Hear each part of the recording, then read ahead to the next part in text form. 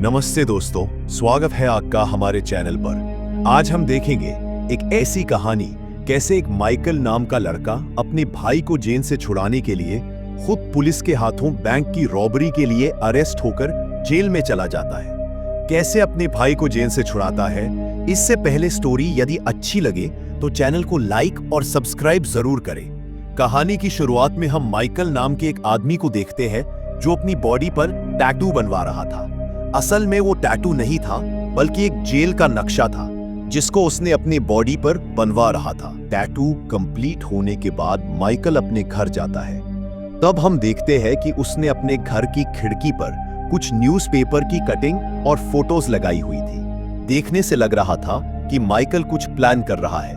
उनमें से एक पेपर कटिंग को देखने के बाद हमें पता चलता है कि माइकल के भाई लिंकन को वाइस प्रेसिडेंट के भाई के मर्डर के जुर्म में मौत की सजा सुनाई गई और उसे कुछ ही दिनों में उसे फांसी की सजा दी जानी थी। माइकल उन सारे पेपर कटिंग और फोटोज को उस विंडो के ऊपर से निकालकर सब कुछ नष्ट कर देता है और अपने कंप्यूटर की हार्ड ड्राइव भी निकालकर बिल्डिंग के नीचे पानी में फेंक देता है। अगले दिन दिखाया जाता है कि माइकल तैयार होकर एक बैंक में पहुंच जाता है, लेकिन वह बैंक में किसी काम के लिए नहीं बल्कि बैंक को लूटने आया था।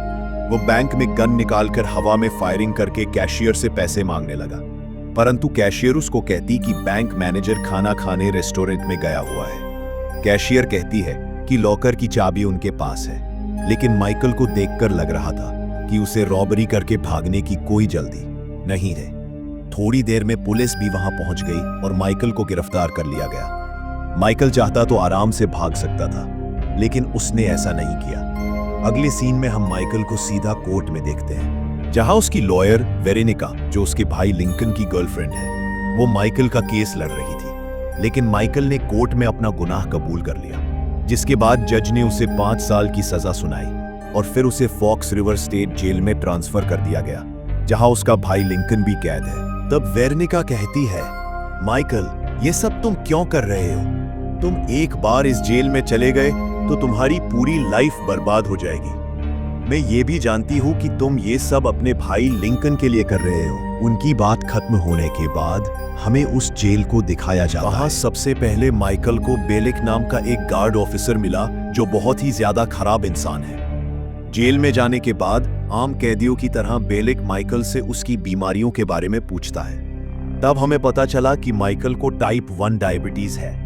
इसके बाद माइकल को उसके सेल में डाल दिया गया, जहां उसकी मुलाकात सुक्रे नाम के कैदी से हुई जो उसका सेलमेट है। अगले दिन जैसे ही जेल वॉकिंग एरिया के गेट ओपन होते हैं, तब सुक्रे उसका सेलमेट माइकल को जेल में घुमाता है और वहां के सारे रूल एंड रेगुलेशन समझाता है। तब माइकल को पता चला कि जेल की सिक्योरिटी बहुत ज्यादा अलर्ट और टाइट है और अब तक कोई भी कैदी वहां से भाग नहीं सका, क्योंकि वहां के गार्ड बहुत ज्यादा बेरहम हैं, जो गोली चलाने में जरा भी देर नहीं करते। कुछ देर बाद सुक्रे अपने साथियों के साथ बात करता है और माइकल को भी अपने दोस्तों से मिलवाता है। तब माइकल जेल को अच्छी तरह ऑब्जर्व करता है। तभी उसका ध्यान वहां के सीवर लाइन की तरफ जाता है। माइकल गटर के पास जाकर इधर उधर देखने के बाद बिना किसी को पता चले एक मैगजीन बुक को गटर के अंदर गिरा देता है। फिर उसके बाद दिखाया जाता है कि माइकल सुक्रे से लिंकन नाम के कैदी के बारे में पूछताछ करने लगा। तब सुक्रे बताता है कि उसे जेल में सबसे अलग ही रखा जाता है। उसे किसी से मिलने नहीं दिया जाता, ना ही वो किसी से मिलता है, क्योंकि उसने वाइस प्रेसिडेंट के भाई को जान से मारा है और 1 महीने के अंदर उसे फांसी दे दी जाएगी। अब माइकल किसी तरह लिंकन से मिलने का सोच रहा था। तब सुक्रे बताता है कि लिंकन अपने सेल से तभी बाहर निकलता है जब जेल में कोई काम होता है और उसे हमेशा निगरानी में रखा जाता है। सुक्रे बताता है कि जेल में काम करवाने का जिम्मा जॉन अब्रूजी नाम के कैदी के पास है। आगे सुक्रे माइकल से पूछता है कि वह लिंकन से मिलने के लिए इतना एक्साइटेड क्यों है। तब माइकल सुक्रे को बताता है कि लिंकन उसका भाई है। यह सुनकर सुक्रे भी सोच में पड़ जाता है। अब कहानी पास्ट में जाती है और हम देखते हैं लिंकन जब जेल में था तब माइकल उससे मिलने आता है। तब लिंकन माइकल को बताता है कि उसने किसी को नहीं मारा, लेकिन माइकल को पता था कि सारे सबूत लिंकन के खिलाफ है, लेकिन लिंकन को इससे कोई फर्क नहीं पड़ता। वह भले ही हमेशा से गलत कामों में रहा, लेकिन उसने कभी अपने भाई माइकल से झूठ नहीं बोला। लिंकन माइकल की कसम खाकर कहता है कि उसने किसी को नहीं मारा। अब कहानी प्रेजेंट टाइम में है और हम लिंकन के बेटे एलजे को दिखाते हैं। वह भी अपने बाप के रास्ते पर चल रहा था। एलजे किसी के साथ ड्रग की डील को अंजाम दे रहा था, लेकिन उसे पता नहीं था कि पुलिस उस पर पहले से नजर रख रही है। पुलिस वाले एलजे को रंगे हाथों पकड़ लेते हैं। दूसरी ओर दिखाया जाता है माइकल जेल में काम करने के लिए अब्रूजी नाम के आदमी के पास जाता है, लेकिन अब्रूजी ने उसे यह कहकर मना कर दिया कि काम देने के बदले उसे उसको पैसे देने होंगे, और उसे पता था कि माइकल के पास देने के लिए कुछ नहीं है, जिसके बदले अब्रूजी उसे जेल में काम दिला सके। तब माइकल अब्रूजी को कागज से बनी एक डक देता है और कहता है कि आगे वह जॉन अब्रूजी के बहुत काम आ सकता है और जॉन अब्रूजी को उसकी जरूरत पड़ने वाली है। यह बोलकर माइकल वहां से चला गया। अगले सीन में हम माइकल को जेल में डॉक्टर के साथ देखते हैं, जहां डॉक्टर उसे इंसुलिन के शॉट दे रही थी क्योंकि उसे डायबिटीज है। तब उनकी बातों से हमें पता चलता है कि डॉक्टर वहां पे गवर्नर की बेटी है, लेकिन वह अपने पिता को कुछ खास पसंद नहीं करती। इसके बाद जब कुछ काम के लिए रूम से बाहर जाती है, तब माइकल कागज के डक को उस रूम में बने सीवर में डाल देता है और हम देखते हैं कि वह डक पानी से बहते हुए वहीं पहुंच गया जहां माइकल ने गटर में मैगजीन डाली थी। माइकल ये चेक कर रहा था ये सीवर लाइन कहाँ जा रही है, मतलब माइकल सीवर लाइन के सारे रास्ते पता कर रहा था। कहानी में आगे हम वॉशिंगटन डीसी शहर को देखते हैं, जहां सीक्रेट सर्विस की एजेंट की बिल्डिंग है। उस ऑफिस में हम दो एजेंट को देखते हैं जिनके नाम डैनी और पॉल है।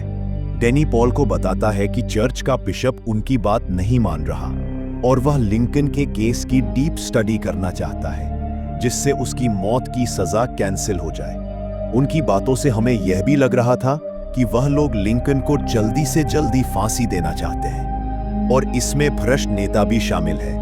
उधर लिंकन जब जेल के चर्च में प्रे कर रहा था, तभी वहां माइकल लिंकन से पहली बार मिलता है। अपने भाई को जेल में देखकर लिंकन चौंक गया।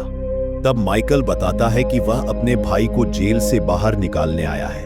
अब दिखाया जाता है माइकल जब अपने सेल में अपने सेलमेट सुक्रे से बातचीत कर रहा था, तभी जेल का वार्डन हेनरी माइकल को अपने ऑफिस में बुलाता है। तभी जेल का वार्डन माइकल से मिलता है। वो उससे कहता है, माइकल, मैंने तुम्हारी केस फाइल देखी, उसमें बताया है कि तुम कोई भी काम या व्यवसाय नहीं करते, परंतु मैं जानता हूं यह सच नहीं है। तुम एक स्ट्रक्चरल इंजीनियर हो। मैं चाहता हूं कि तुम मेरा एक काम करो, इसमें तुम्हारा ही फायदा है। मैं अपनी वाइफ से बहुत प्यार करता हूं और मैं चाहता हूं कि आने वाली एनिवर्सरी पे मैं उसे ये ताजमहल गिफ्ट करूं। जब भी मैं इसे पूरा करने की कोशिश करता हूं, ये ताश के पत्तों की तरह गिर जाता है। मैं चाहता हूं कि तुम इसे पूरा करो, जिसके बदले तुम्हें सप्ताह में 3 दिन ही जेल में काम करवाया जाएगा और इसमें हम दोनों का फायदा है। परंतु माइकल मना कर देता है। तभी वार्डन गुस्सा हो जाता है, गार्ड को बुलाकर उसे जहां से ले जाने को कहता है। तब हमें अगले सीन में दिखाया जाता है लिंकन का बेटा भी अब गलत कामों में पड़ चुका है।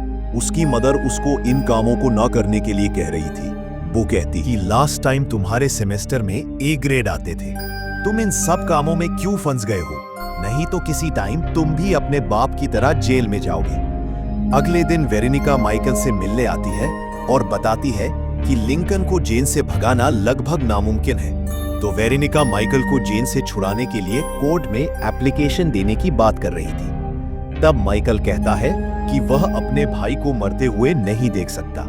तब वेरोनिका कहती है कि मैं जानती हूं कि तुम अपने भाई से बहुत प्यार करते हो और तुम्हारा भाई तुम्हें हमेशा इन गलत कामों को करने के लिए मना करता था, इसीलिए वो अपने भाई के लिए यहाँ आया है। उसको पता है उसने कोई जुर्म नहीं किया। और माइकल वेरोनिका से कहता है कि अगर उसको सच में उसकी मदद करनी है तो वह उस इंसान का पता लगाए जो लिंकन को फंसाने की कोशिश कर रहा है। लेकिन वेरोनिका को पता था कि सारे सबूत लिंकन के खिलाफ है, इसीलिए उसे लग रहा था कि लिंकन को कोई फंसाने की कोशिश नहीं कर रहा। तब माइकल बताता है कि लिंकन के खिलाफ सारे सबूत बनाए गए हैं। वहीं दूसरी तरफ पॉल और डैनी बिशप के घर जाकर उसे समझाते हैं कि वह लिंकन की मौत को टालने की कोशिश ना करे, क्योंकि बिशप को लग रहा था कि लिंकन को फंसाया गया है।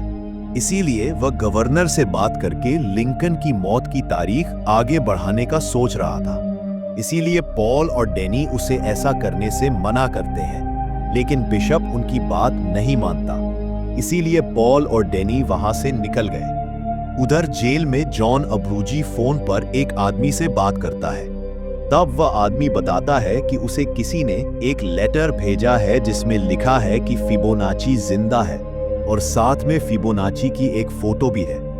यह सुनकर अब्रूजी चौंक गया, क्योंकि फिबोनाची जॉन के खिलाफ गवाही देने वाला है और अगर गवाही देने से पहले फिबोनाची को खत्म नहीं किया गया तो अब्रूजी को सारी जिंदगी जेल में रहना होगा।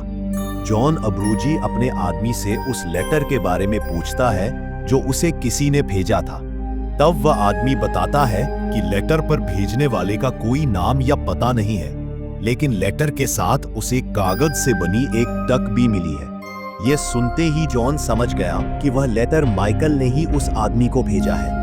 इसीलिए वह माइकल के पास जाकर फिबोनाची के बारे में पूछने लगा। तब माइकल कहता है कि वह सभी के सामने उसके बारे में नहीं बता सकता। तभी यह सुनकर जॉन अब्रूजी के आदमी माइकल को पीटने लगे। माइकल भी जॉन अब्रूजी को एक मुक्का मार देता है।